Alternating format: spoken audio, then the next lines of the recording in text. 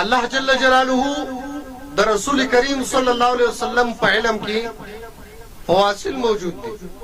د الله جل جلاله علم قدیم دی، د رسول الله مبارک علم هغه حادث دی. د الله جل جلاله علم واجب دی، د رسول الله مبارک علم ممکن دی. د الله جل جلاله علم کلی تفصیلی دی، د حضور مبارک علم په نسبت سره باری تعالی ته جزئی دی. د مخلوق علم پچن قضایو کی او د الله جل جلاله تفصیلی علم دی. خو لیکن د دې باوجود نبی کریم صلی الله علیه وسلم ته چې الله جل جلاله کم علم ورکړی دی، وان من جودک الدنیا وضرتها ومن علومك علم اللوح والقلم. لوح و قلم محبوب استاد علم جز دی، استاد علم اجزا دی. امام ترمذی حدیث را نقل کړي، حضرت معاذ رضی الله تعالی عنہ مبارک فرمایي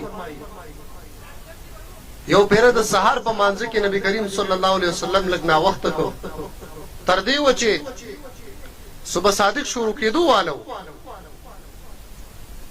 نور راختون کې وخت ډیر وته.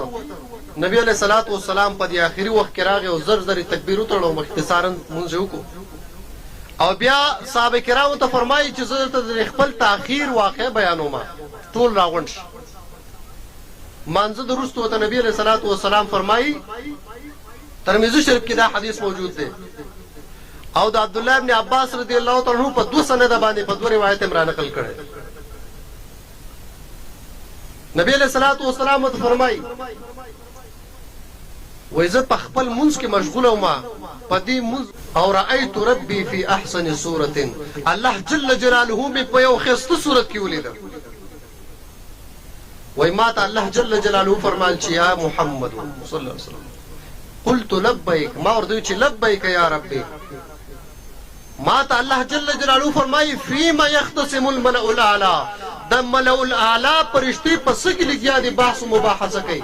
ما ورته چې لا ادري، ما ته پته نشته. وی الله جل جلاله فوضع كفه بين كتفي فوجدت برد انامله في ثديي. وی الله جل جلاله خپل دس خپل لاس زما د ولو په منځ کې کېښودو، داغي یخواله داغي پیز ما په خپل سینه کې محسوس کو.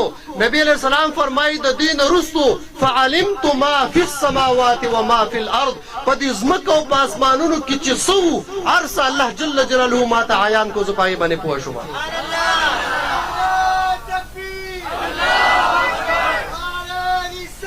یا رسول الله وتجلى لي كل شيء وعرفته، هر یو څه کارش. عبد الله بن عباس رضی الله تعالی عنہ پر روایت باندې فعلمت ما بين المشرق والمغرب، د مشرق او د مغرب په مابین کې چې څو په دې ټول باندې خدای پاک ما ته پوهه راکړه، زه په دې باندې پوه شوم. وعرفت ما ته داغي معرفت حاصل شو. مولا علی قاری رحمه الله دغه حدیث لاندې مرقات المفاتيح شرح مشکات المصابيح کې نقل کړي بسبب وعرفت بسبب ذلك وصول الفيض، دغه فیض چې کله ما ته حاصل شو د دې په وجه باندې په اسمانونو ما فی السما لفظ امام عام دی او لفظ اسمانونو کې چې څومره وونه اسمانونه په دې ځمکو کې چې کومره او سيزونو په هغه ټولو سيزونو باندې خدای پاک ما ته علم راکو، زه په هغې باندې پوه شوم. دا د نبی علیه الصلاة والسلام علم دی.